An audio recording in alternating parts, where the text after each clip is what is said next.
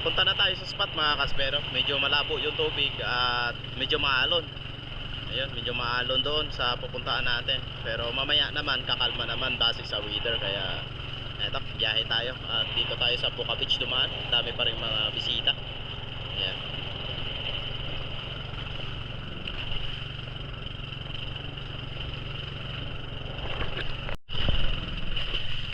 Napakagaslaw ng tubig dito mga kaspero. Ayun, pangit. Ayan. Medyo maagos kasi kaya ganyan.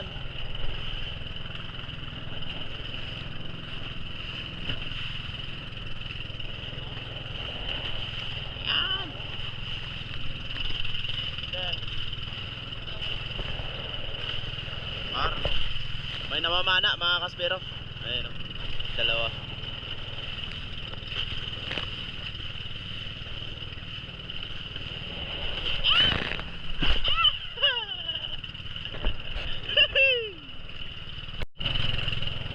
Dito yung spot namin mga kaspero. Ayan. Ayan. Dito yung spot namin. Napakaganda. Maalon pa. Kaya pagtiyagaan muna natin. Ayan. Medyo loaded pa naman yung bangka namin. Pero okay lang kasi malapit lang tayo dito sa tabi. Ayan. In case man na may mangyari, saglit lang tayo papunta doon.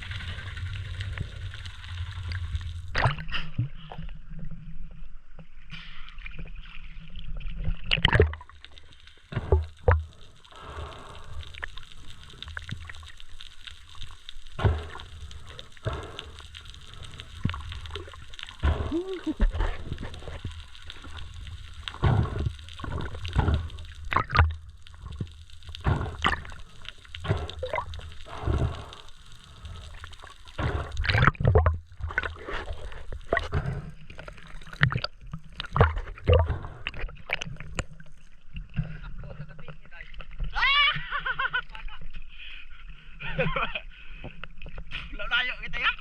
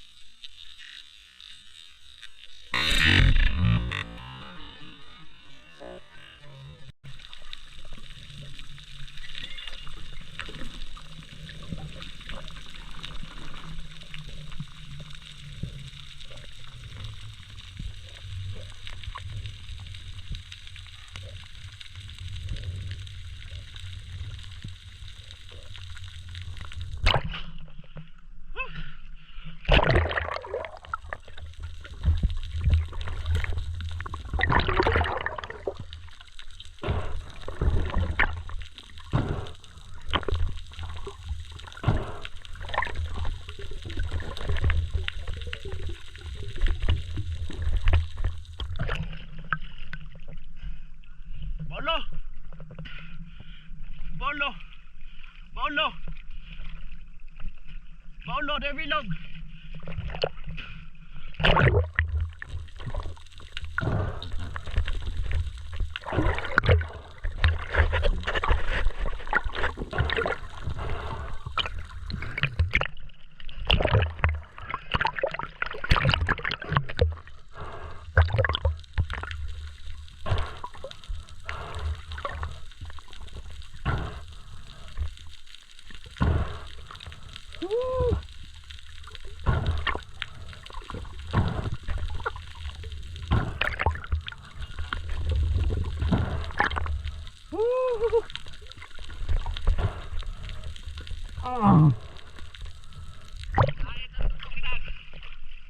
Garas, kapat ako ito ang biangon ba? Biangon ba?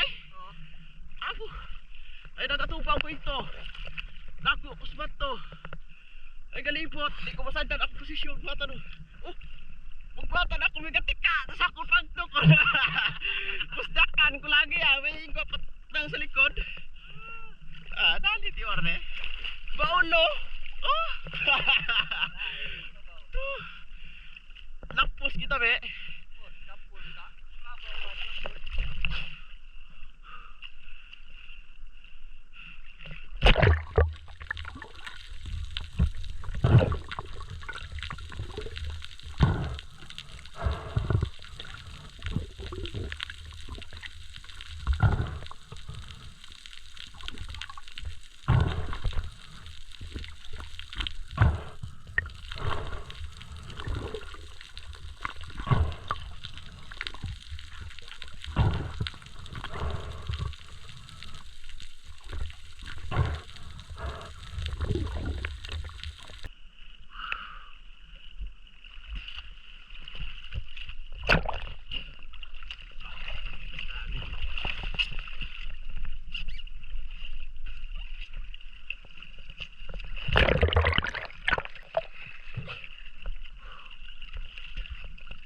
Tika ako ito. Panay. Biangon ba? Biangon ay. Yara sa iba ka ng kumuha ay.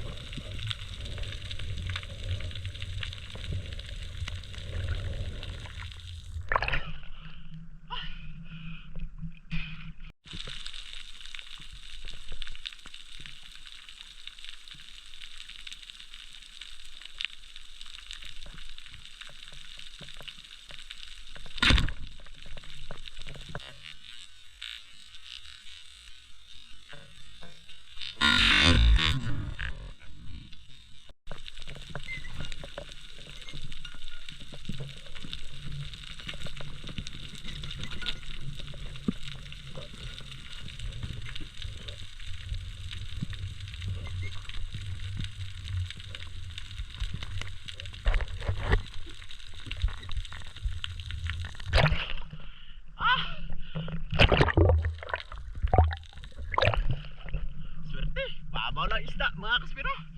Dami talagang isda dito sa spot. Dugso lang. Dugso lang. Oh, babo.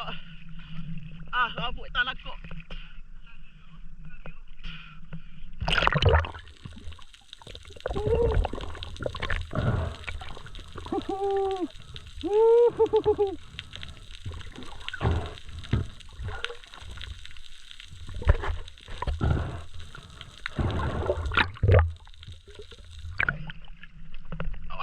Giant to. Laki. Ang dami nila mga kaspiro. Awo pa.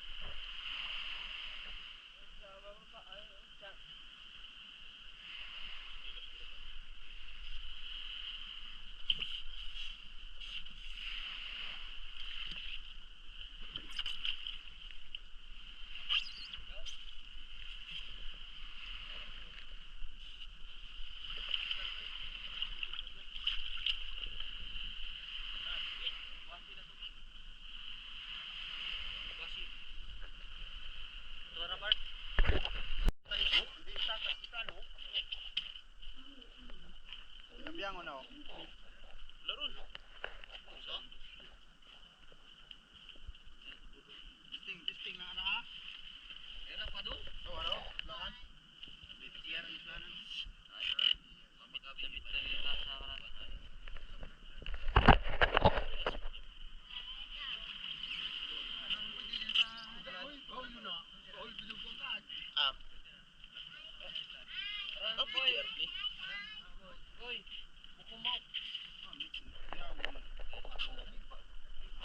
Oh, 8 kilo. 8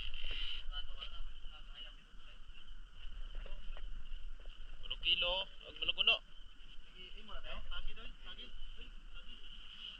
Balat. Susuli.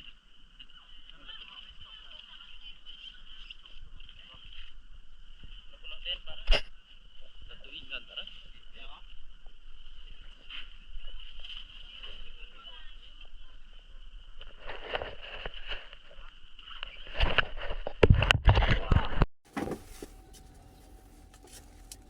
Isang mapagpalang araw sa atin lahat mga kaspero. Nakakalungkot isipin yung mga pangyayari na nabablackout yung mga kapwa spero natin. Lalong-lalo na sa itong huling pangyayari mga kaspero. Nakakalungkot talaga dahil idol natin sila, yung Primitive Islander, si Nakulot at saka si Tangadyak. Di natin inaasahan na nangyari yun mga kaspero. At hindi man ako professional na freediver, ngunit marami rin na nagtuturo ng freediving and for safety and paano maiwasan yung blackout. So gusto ko lang i-share ito mga kaspero, based on my experience as a spero, para maiwasan natin yung mga blackout or nalulunod o naubusan ng oxygen sa ulo, kaya nagkaka-blackout. So number 1 dyan is gutom bago mag-dive. So sabi ng iba, mas maganda daw na huwag munang kumain bago mag-dive. Mali yun mga kaspero. Number 1 na kailangan ng katawan natin is pagkain. So 1 hour or 30 minutes bago mag-dive, kumain kayo mga kaspero. Dahil yan yung lakas na kailangan natin sa katawan. For freediving, natural lang kahit hindi sila kumain. Pero pag spearfishing, hindi talaga may iwasan na mapagod tayo. Dahil ilang oras ba mag-spearfishing? Mag-spearfishing kami, umaabot kami ng 5 to 6 hours. So, mararamdaman natin sa ating sarili na napapagod tayo at saka nagugutom. Kaya nagkukos ng blackout. Dahil gutom na tayo, wala na tayong nararamdaman sa katawan natin na lakas. Akala natin malakas pa tayo, nakakatagal tayo sa ilalim, pero pag ahon sa taas, mararamdaman mo na nanginginig ka na. Same lang yan dito sa naglalakad tayo na gutom. So, nanginginig yung katawan natin, pero yung isip natin, malakas. Malakas yung isip natin mga kaspero, pero yung katawan natin, hindi natin namalayan na bumibigay na pala. Yan yung tendency ng blackout, yung gutom. At pangalawa, hindi ko nila lahat ha, itong mga kaspero ha, dapat maging physically fit tayo. Yung pangalawa, yung bisyo. Hindi maganda sa katawan yung uminom ka bago mag-dive. Marami na akong mga nakilalang namamana rin na iinom muna bago mag-dive. So, yung nangyari, yung isip natin, kaya ko yan dahil lasing. Pero yung iba nandun na sa ilalim, hindi na makaahon.